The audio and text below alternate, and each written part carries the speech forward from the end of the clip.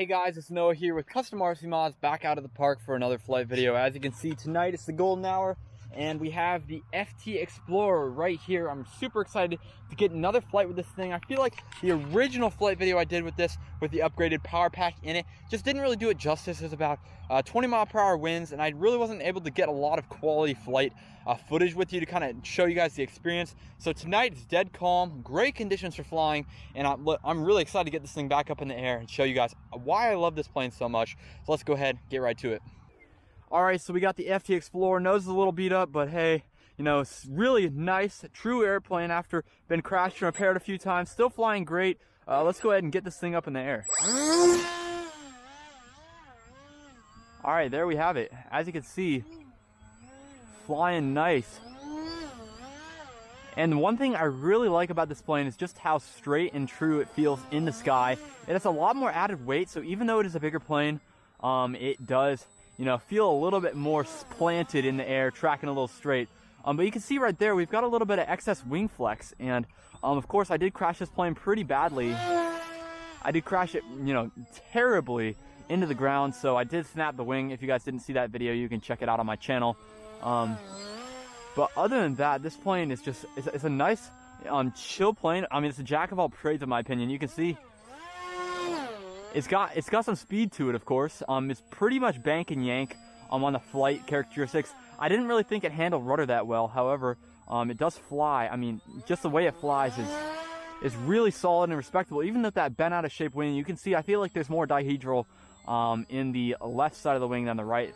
But seriously, a really nice, fun airplane for doing all sorts of stuff with. You can see we can even do our little barrel rolls there. You can probably do a loop if you want up high enough. But the barrel roll is the one thing that looks really funny on this thing because the wings are so wide. So I believe it's like some 65-inch wingspan. I'm not totally sure on here, but yeah, big wide ailerons, lots of throw. And I also have a flaperon mix on this plane. This is the first plane I've ever flown that actually needs flaps to slow down properly. Of course, you can land without flaps, but you can see I just lowered my flaps right here, and this is a very landable angle on there. But when you lower the flaps on most high-wing airplanes, you are going to lose a lot of the throw in terms of your ailerons and a lot of the authority on there. So keep that in mind if you guys are thinking about adding flaps to a high-wing airplane. I learned that the hard way on the FT Bushwhacker, kind of had it stalled out. No aileron control whatsoever, so make sure you guys know how to coordinate turns, and you'll be pretty much good to go. You're going to be using mostly rudder in that sense. But this plane really likes flying without flaps, but if you want to slow it down so you can catch it, this plane obviously does want the flaps on there, because you simply cannot catch this thing if you guys are running a beefier setup like I am right here. It's just simply too fast.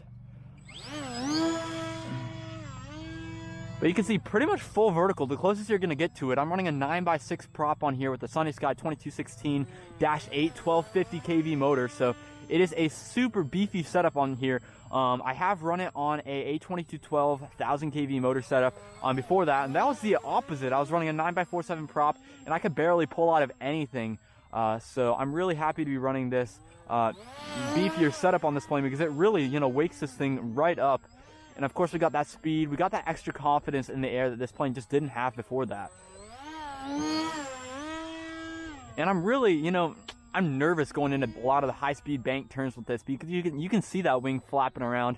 I wouldn't be surprised if its wing just snapped on me here in an upcoming video. That's why I'm going to try to record all the flights that I can with this thing. But yeah, it really only needs like a quarter or a third throttle to fly.